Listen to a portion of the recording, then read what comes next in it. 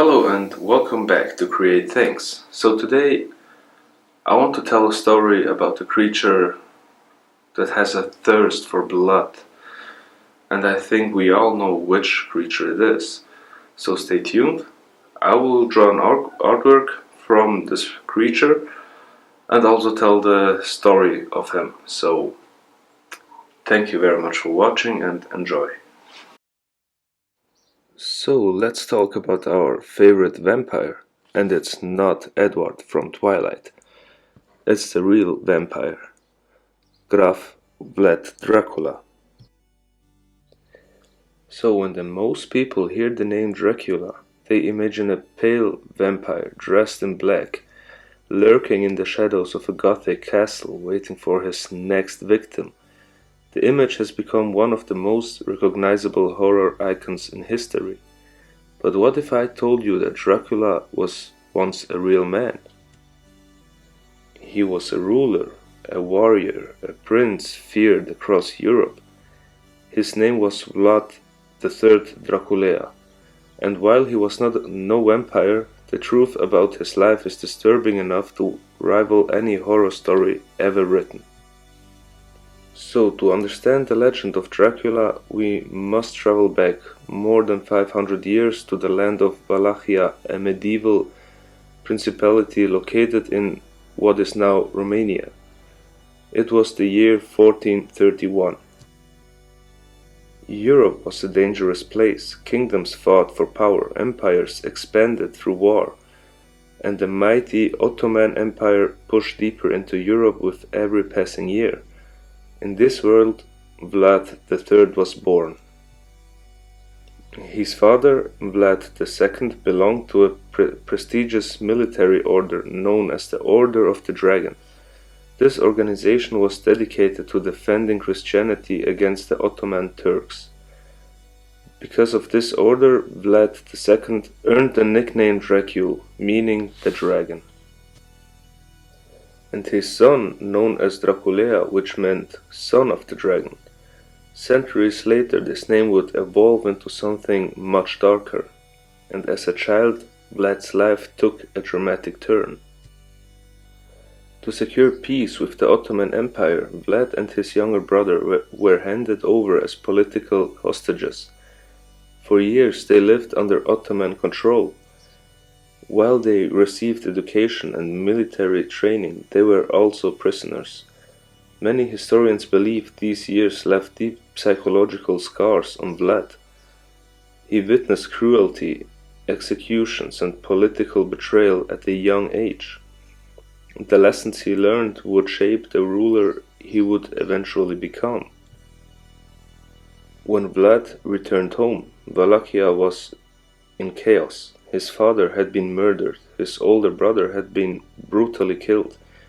Enemies surrounded him on all sides. To survive, Vlad had to become something even more terrifying than those who threatened him. In 1456, Vlad seized the throne of Wallachia. His reign would become legendary, but not because of peace, not because of prosperity, because of fear. Vlad believed that absolute order could only be achieved through absolute terror. Criminals, traitors, thieves, corrupt nobles, and invading enemies all faced the same fate: impalement. This brutal execution method involved driving a wooden stake through a victim's body and raising them into the air. Death could take hours, sometimes days. The suffering was unimaginable. Vlad used this punishment so frequently that history remembers him by another name: Vlad the Impaler. Stories of this cruelty spread rapidly throughout Europe. One tale claims that he invited hundreds of poor people, beggars, and criminals to a feast. After feeding them, he ordered the building locked and burned to the ground. According to the story, he claimed he was eliminating poverty by eliminating the poor. Whether every story is true remains uncertain. Many accounts were written by his enemies and may have exaggerated his actions, but there is little doubt that Vlad ruled through fear. One of the most famous stories occurred during an Ottoman invasion. The Ottoman Sultan Mehmed II marched toward Wallachia with a massive army. As his forces advanced, they discovered something horrifying. Thousands upon thousands of impaled bodies stretched across the landscape. Men, women, soldiers, prisoners, all displayed as a warning. The site became known as the Forest of the Impaled. Even hardened soldiers were reportedly horrified. According to some accounts, the Sultan himself was shocked by the display. Whether entirely accurate or not, the story helped cement Vlad's reputation as one of history's most feared rulers. Yet, despite his brutality, many Romanians remembered Vlad differently. To them, he was not merely a monster, he was a defender. A ruler who resisted Ottoman expansion and fought to preserve his homeland. In Romanian folklore, Vlad often appears as a harsh but just leader, a man who punished corruption mercilessly, a man who believed that fear could maintain order. This dual image makes him one of history's most fascinating figures. Hero to some, tyrant to others. Eventually, Vlad's reign came to an end. Political enemies turned against him, wars continued, and sometime in 1476 Vlad III was killed. The exact details remain uncertain. Some believe he died in battle, others suggest he was assassinated. His head was reportedly sent to the Ottoman Sultan as a proof of his death. His body disappeared into history, or so it seemed. For centuries, stories about Vlad lingered across Eastern Europe. His name survived in legends and folklore. And then, more than 400 years later, an Irish writer would discover it. That writer was Bram Stoker. In the late 19th century, Bram Stoker was researching a new horror novel. He wanted a villain unlike any seen before. While studying Eastern European history and folklore, he came across the name Dracula. The name immediately caught his attention. At the time, vampire legends already existed throughout Europe. Stories of undead creatures drinking blood had circulated for generations. Stoker combined these vampire myths with the mysterious name he had discovered. The result was Count Dracula. So published in 1897, the novel Dracula introduced readers to a charismatic vampire nobleman living in a dark castle in Transylvania. The character possessed supernatural powers. He could transform into animals, control wolves, command the night, and feed on human blood to sustain his immortal life. Interestingly, the Dracula of Stoker's novel shares surprisingly little with the real Vlad III. The historical Vlad was not a vampire. He had no supernatural powers, and he did not sleep in coffins. And there is no evidence that he drank blood. What connected them was mainly the name and the atmosphere surrounding Eastern Europe. Stoker likely borrowed the name because it sounded mysterious and intimidating. Yet, over time, the two figures became inseparably linked.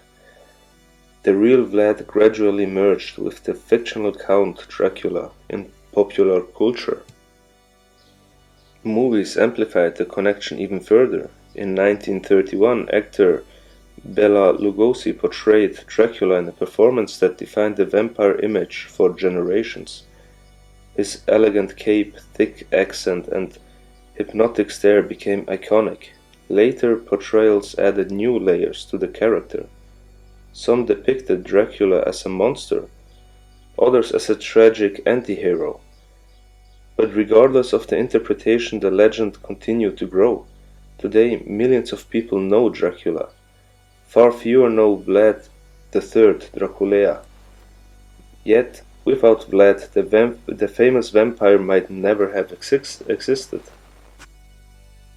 The truth is perhaps more fascinating than the fiction. One man lived through war, betrayal, and political chaos. He ruled with fear and became infamous throughout Europe. Centuries later, his name inspired one of the greatest horror villains ever created. History transformed into legend, legend transformed into myth, and myth transformed into immortality. That is why Dracula remains so captivating. He exists in two worlds at once. One is historical, the other is fictional. One belonged to a ruthless prince fighting for survival in medieval Europe. The other belongs to a supernatural vampire who has haunted literature, cinema, and popular culture for more than a century. The line between those two worlds has become blurred over time, and perhaps that is exactly why the story endures. Because somewhere between fact and fiction lies the perfect monster, a monster born from history itself. And even after more than 500 years, the name Dracula still refuses to die. Before ending this video, I wanted to share my personal thoughts about Dracula. I've always found the story of Dracula incredibly fascinating, whether we're talking about the real Vlad the Impaler or the fictional Count Dracula created by Bram Stoker.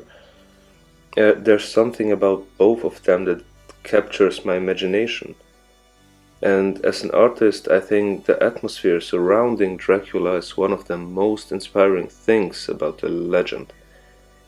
The dark castles, the mist-covered mountains, the medieval history, and the mix of horror and mystery create a world that feels almost timeless. It's the kind of setting that immediately gives me ideas for drawings, for characters and stories. So I've been a fan of Dracula for as long as I can remember, not just because of the horror elements, but because the legend sits somewhere between history and fantasy, so the fact that the real historical figure inspired one of the most famous fictional characters ever makes the story even more interesting to me. Whether you see Dracula as a ruthless ruler, legendary vampire, or simply one of the greatest gothic icons of all time, there's no denying the impact that this character has had on history, literature, movies, and art. And honestly, I think that's why people are still talking about Dracula hundreds of years later. Yeah, so that was just my opinion on Dracula. So thank you for watching, and I'll see you in the next video. Leave a comment, like, share, tell me what can I do better, what did you like, what did you not like at all. So I would be happy for any feedback. Thank you very much.